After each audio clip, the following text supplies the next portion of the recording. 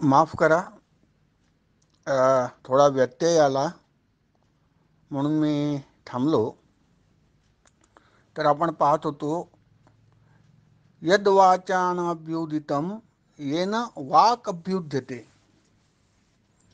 थोडक्यात अर्थ असा की वाणी ज्याचं वर्णन करू शकत नाही,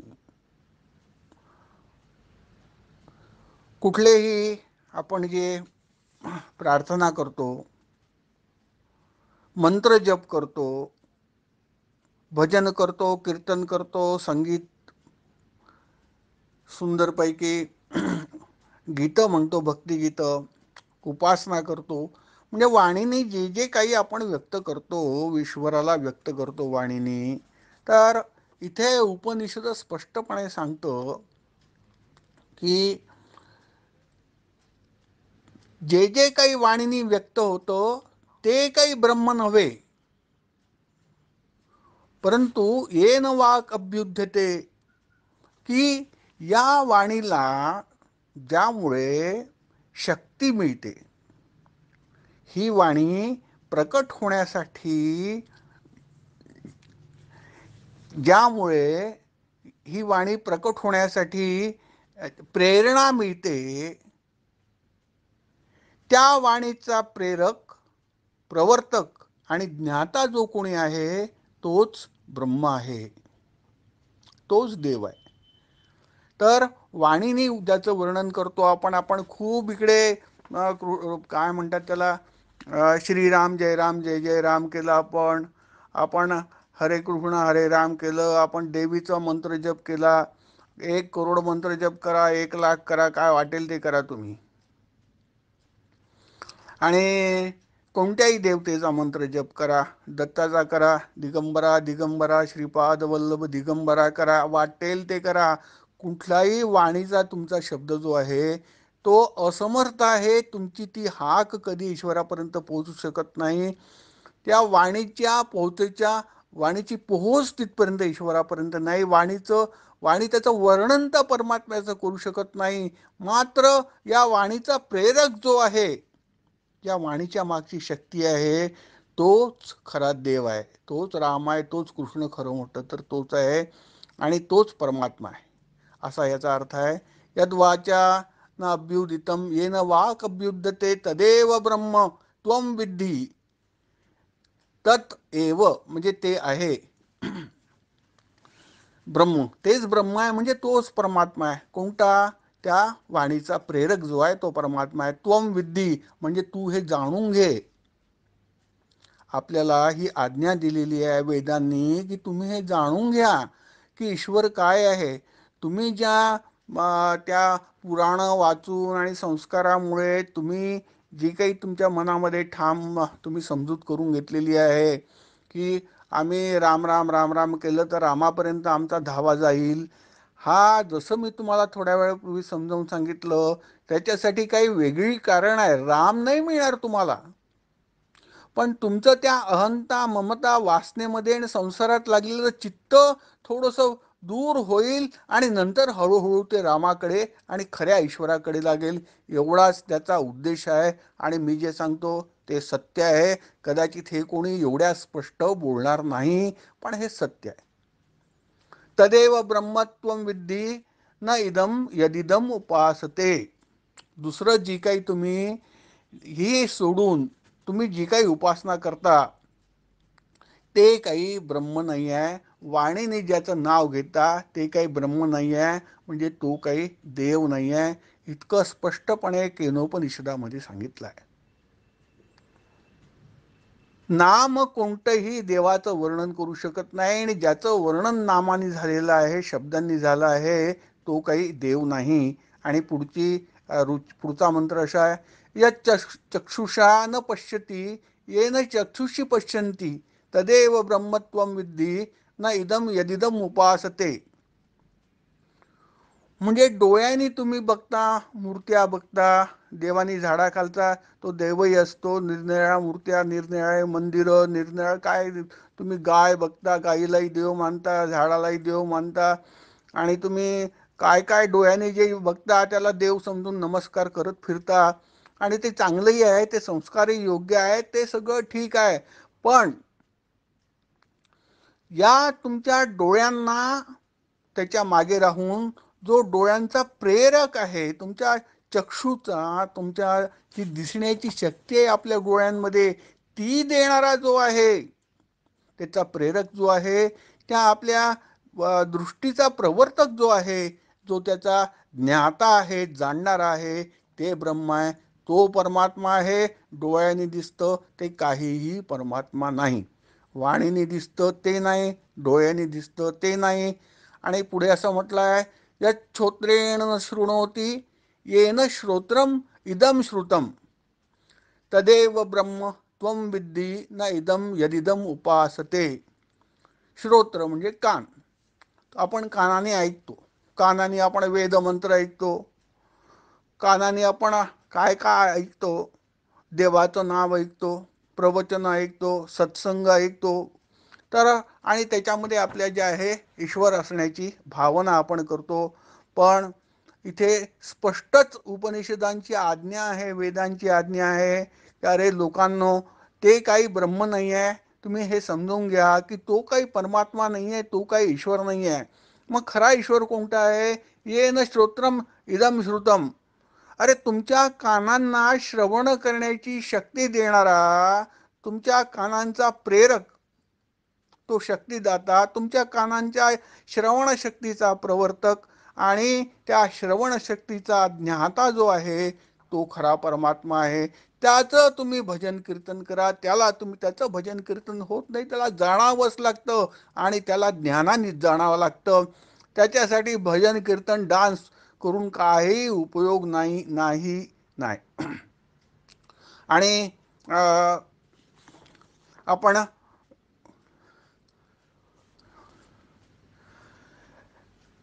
पुढे असं आहे की यन मनसा न मनुते येनाहुर मनोमतम तदेव ब्रह्म त्वम विद्धी न इदम यदिदम उपासते. आपल्या मनाने आपण कशाचा विचार करत नाही. मनाने आपण ईश्वराची कल्पना करतो, आपण मनाने स्वर्गाची कल्पना करतो आणि मनाने आपण त्या परमात्मा, आणि आपल्याकडे तर मानस पूजेचं फार महत्व आहे. आपल्याकडे गुरुची मानस पूजा, ईश्वराची मानस पूजा याला फार महत्व आहे. तर मनाने आपण कल्पना करतो देवाची आणि मनानेच त्याला फुलं वाहतो, मनानेच त्याला जे आंघोळ घालतो, मनानेच त्याला त्याचे स्तोत्र म्हणतो, स्तुतिपाठ करतो आणि मनानेच त्याला वस्त्र परिधान करून देतो आणि अशी ती मानस पूजा असते. आणि इथे तुम्हाला स्पष्टपणे आपल्या उपनिषदांची आज्ञा आहे की मनाने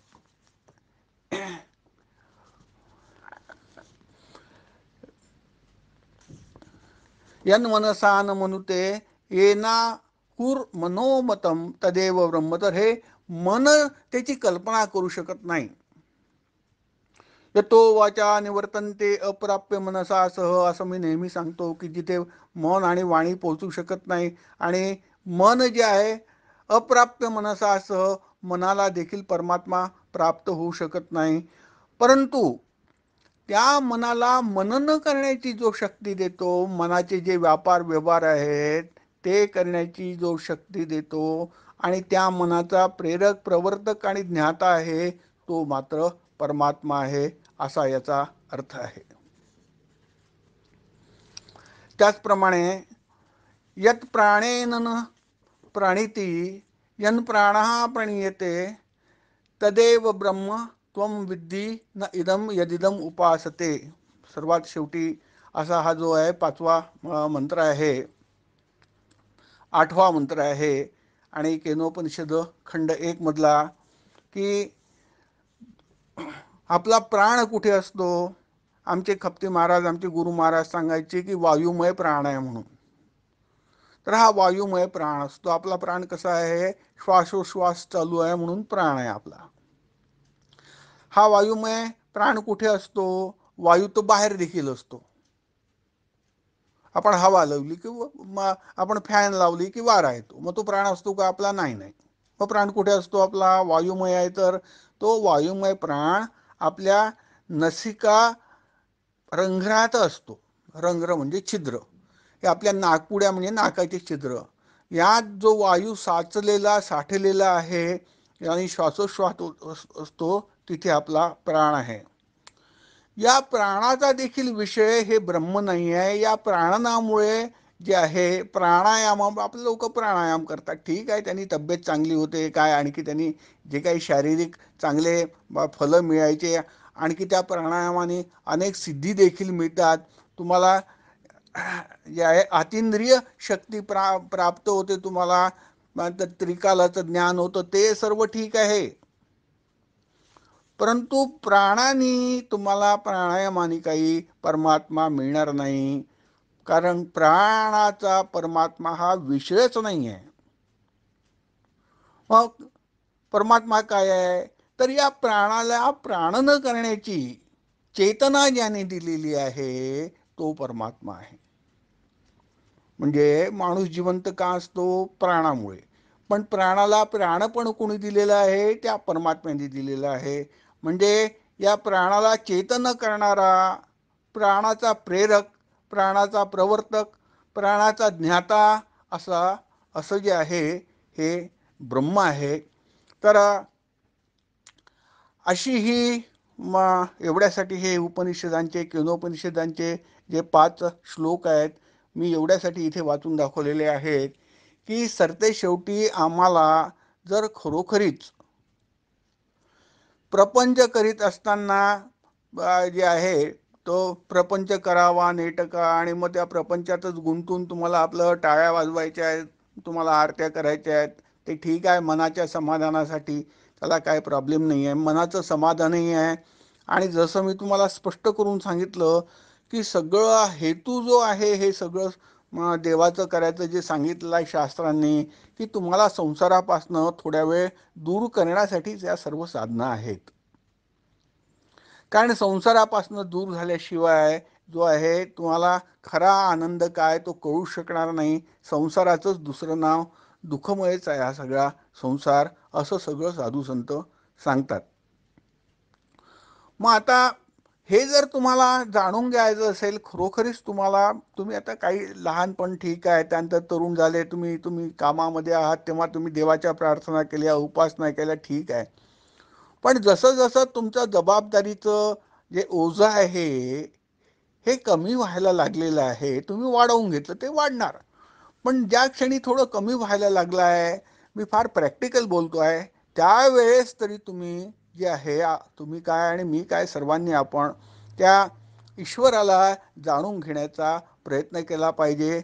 थोडंसं कठोर निर्णय होतात, असं वाटतं की अरे आम्ही आयुष्यभर जे आहे नुसत्या प्रार्थना केल्या, आम्ही आरत्या केल्या, आम्ही नामस्मरण केलं, माझ्या बालपणापासून मी शंकराचा ओम नमः शिवाय जप आत्तापर्यंत करतो आहे, 25 वर्ष झाले, आणि आता कसं काय शंकराच्या देवळात जाणं सोडून देऊ. ह्या सगळ्या ज्या भावना आहेत हे सगळे भावना आहेत, विचार आहेत.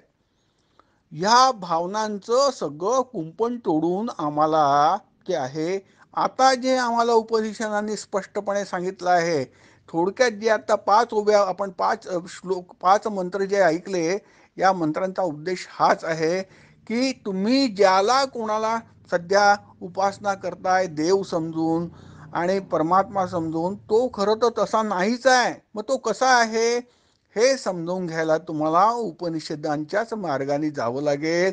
आणि म्हणूनच आपण जे आहे इथे या परमामृताचं वाचन करतो आहे. आपल्या सुगवेनी हा ज्ञानमार्ग पत्करला आहे. जो ज्ञानमार्ग जे आहे हा आपल्या खटेश्वर महाराजांचा आहे, हा ज्ञानमार्ग खप्ती महाराजांचा आहे, हा विद्वानांचा आहे, हा शंकराचार्यांचा मार्ग आहे, आणि आपल्या सुगवेचा मार्ग आहे ज्ञानमार्ग.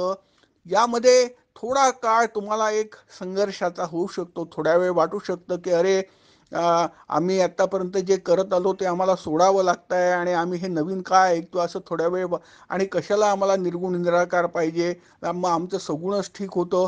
पण तुम्हाला ह्या सगळ्या भावनांमधनं निघावं लागेल, तुम्हाला त्या ईश्वराला जाणून घ्यावं लागेल.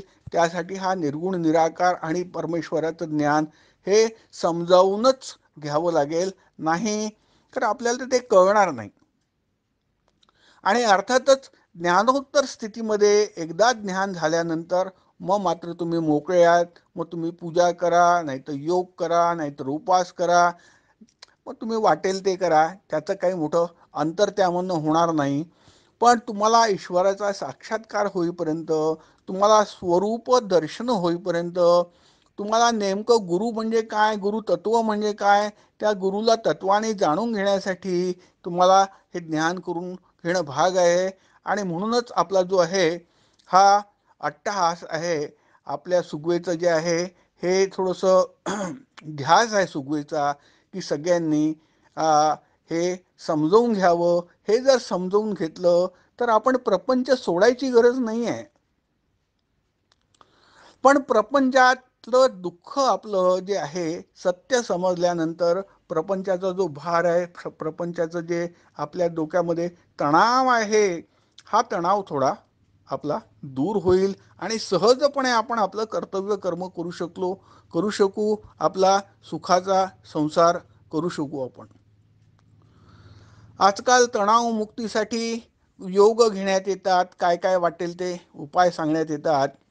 परंतु यामध्ये फार जे आहे उपनिषदांनी स्पष्टच केलेलं आहे. तर ती शोक आत्मवित, कदाचित तुम्हाला योग साधना सांगितली की यांनी तुमचे तणाव दूर होतील. होतील किती वेळ? 1 तासपर्यंत तुम्ही जे आहे, समजा तुम्ही ऑफिसमध्ये जाता आणि फार तुम्हाला तणाव असतो खूप कामाचा आणि टार्गेटचं ओझं तुमच्या डोक्यावरती असतं, तुमचे टार्गेट पूर्ण होत नाही आणि मग फार मानसिक छळ होतो तुमचा. आणि मग तुम्हाला विविध ब्लड प्रेशर आणि हेन तेन तुम्हाला वाढून जातं, तुम्हाला त्रास व्हायला लागतो. आणि मग तुम्हाला कन्सल्टेशन देतात आणि सांगतात योगा करा, आणि 1 तास तुम्ही योग करता. त्या योगाने काय होणार आहे? कदाचित त्या तुम्ही 1 तास जर योगा केला तर 1 तास तुम्हाला थोडं बरं वाटेल, थोडा ताण कमी होईल त्याचा. पण जे काही ऑफिसमधले किंवा कुठल्याही कामाचे किंवा कुठल्याही हे संसाराचे जे काही टेन्शन्स आहेत, तणाव आहे, ते कुठल्याही भक्तीने, कुठल्याही सत्संगाने, कुठल्याही योगाने कमी होणार नाही आहे. कारण त्या टेन्शनचं कारण तुम्हाला माहीत नाही आहे. का तुमच्या डोक्याला तणाव होतो, तणाव येतो, हे तुम्हाला माहिती नाही आहे. त्या तणावाचे कारण तुम्हाला ज्ञान झाल्यानंतर लक्षात येतात. आणि मग तुम्ही कितीही मोठी मोठी कामं करा. तुम्हाला जसं जनक राजाचं नेहमी उदाहरण देतात, की जनक राजांना अष्टावक्र ऋषींनी ज्ञान सांगितलं, त्यांना ज्ञानप्राप्ती झाली होती आणि त्यानंतरही राज्यकारभार त्यांनी केला. म्हणजे ज्ञान जाणून घेतल्यानंतर आपला प्रपंच आपण करू शकत नाही, हे फार चुकीची गोष्ट आहे. किंवा त्याच्यासाठी संन्यासच घेतला पाहिजे, किंवा ज्ञान समजावून घेण्यासाठी आम्हाला जंगलात कुठेतरी गेलं पाहिजे आणि आम्हाला ते सगळे काय म्हणतात त्याला, ते अमुक वस्त्र घालायला पाहिजे, असं काहीही कुठेही नाही आहे. किंवा त्याच्यासाठी फक्त ब्राह्मणांनी ज्ञान घेतलं पाहिजे, क्षत्रियांनी नव्हे, शूद्रांनी नव्हे, स्त्रीनी नव्हे, असं या ज्ञानाला काहीही कुठेही अटी नाही आहेत, काही मर्यादा नाही आहेत, काहीही नाही आहे. ज्ञानाचे आपण सर्वजण, सर्व मानव जेवढे आहोत तेवढे अधिकारी आहोत. आणि आम्ही जिथे आहोत त्या स्थितीमध्ये तसंच जे आहे हे ज्ञान प्राप्त करून घेऊ शकतो आणि आपलं जीवन जे आहे सुखमय करू शकतो. थोडं जरी पहा, 40वी ओवी आहे 2ऱ्या अध्यायामधली भगवद्गीतेच्या, की हे थोडं जरी आम्हाला कळायला लागलं, ज्ञान एकदा कळायला लागलं, ही तत्व एकदा कळायला लागली, हो, साधा विवेक जरी, आत्मानात्म विवेक आम्हाला थोडासा जरी झाला, तरीही आम्हाला कळायला लागतं की दुःख नावाची वस्तू अस्तित्वात नाही आहे. खरं पाहिलं असता या जगाकडे सत्यदृष्टीने, ज्ञानदृष्टीने जेव्हा पाहतो, तेव्हा केवळ सुखच सुख इथे आहे. आणि मग अशा वेळेस आपण सर्व दुःख विसरून जातो. आणि दुःख विसरायचा किंवा संसार सुखी करायचा, आपला प्रपंच नातीगोती जपण्याचा देखील ज्ञान हाच मार्ग आहे. आणि हा जो काही भ्रम लोकांनी करून घेतला आहे, की नाही नाही आम्हाला लंगोटी लावावी लागेल, आम्हाला भगवे कपडे आणि भस्म अंगाला फासावं लागेल, त्याशिवाय ज्ञान कळणार नाही आहे, असं काहीही नाही आहे. तुम्ही संसारात राहूनही ज्ञान प्राप्ती करून आपोआप तुम्ही संसार करत असतानाही अलिप्तपणे जगू शकता, त्या परमेश्वराचे होऊन, परमात्म्याचे होऊन जगू शकता आणि ब्रह्मानंदाची जे आहे प्राप्ती करून घेऊ शकता, असं मला थोडंसं आजच्या दिवस सांगायचं होतं. आता आपण इथे संपवू आणि उद्यापासनं 4था अध्याय पुन्हा सुरू करू. आशीर्वाद.